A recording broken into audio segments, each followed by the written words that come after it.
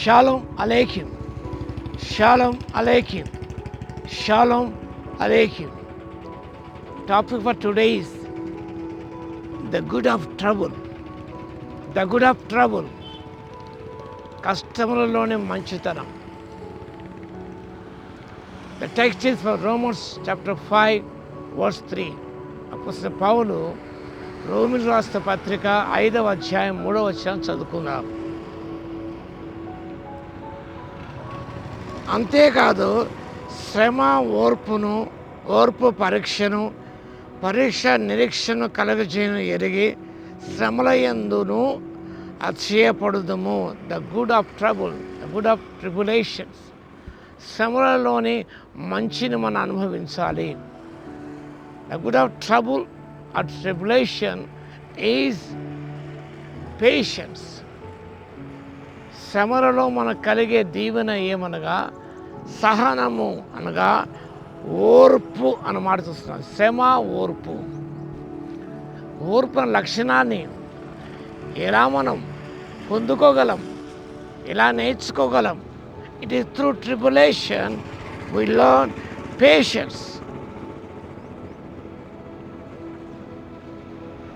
Patience means the ability to remain under difficulties without giving in. That is the meaning of patience.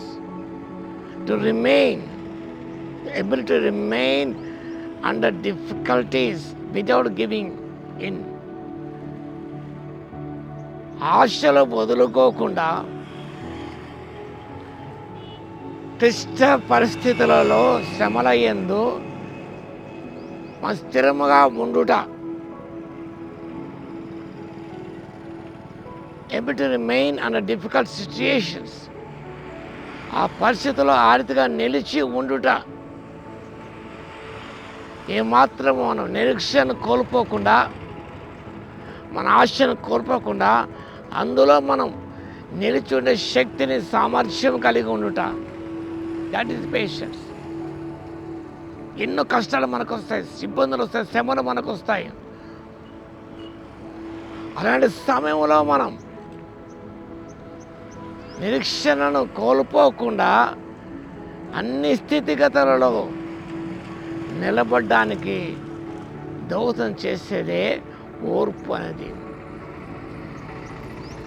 అపోస్తలుడైన పౌలు రాసిన కొరింథీ సంఘానికి 2వ పత్రిక 11వ అధ్యాయం 23-33 వరకు గమనించినప్పుడు అపోస్తలుడైన పౌలు he remained steadfast faith and did not shrink from his calling. అనేక శ్రమలు ఆయనకు వచ్చాయి, వాటన్నిటిని ఓర్చుకున్నాడు. ఆయన తన పిలుపు నుండి వైదొలగిపోలేదు. ఆయన స్థిరంగా ఉన్నాడు. Are you facing a difficult test? Just praise God. దేవుని స్తుతించు. Under his control everything happens to you, whether enjoyable or painful. ప్రతిదీ కూడా ఆయన దేవునికి ఆధీనంలో ఉన్నది. whether it is enjoyable or it is painful, it is whatever happens to you, it is under the control of God. దేవునికి ఆధీనంలో ఉన్నది అనే సత్యాన్ని నువ్వు గ్రహించుకోవాలి. ఆ కష్టమే కావచ్చు, బాధే కావచ్చు, ఇరుకే కావచ్చు, ఇబ్బందే కావచ్చు, ఏదైనా కావచ్చు, అది క్లిష్ట సమస్యలే కావచ్చు, అవన్నీ దేవునికి ఆధీనంలో ఉన్నవని సత్యాన్ని గ్రహించుకోవాలి. It's design by God to develop your perseverance. నీ యొక్క ఓర్పును అభివృద్ధి చేయడానికి అవన్నీ నీ కొరకే నిర్దేశించబడి ఉన్నవి. నా కొరకే శ్రమలు, కష్టములు, బాధలు ఇవన్నీ నిర్దేశించబడి ఉన్నవనే సత్యాన్ని మనం గమనించాలి.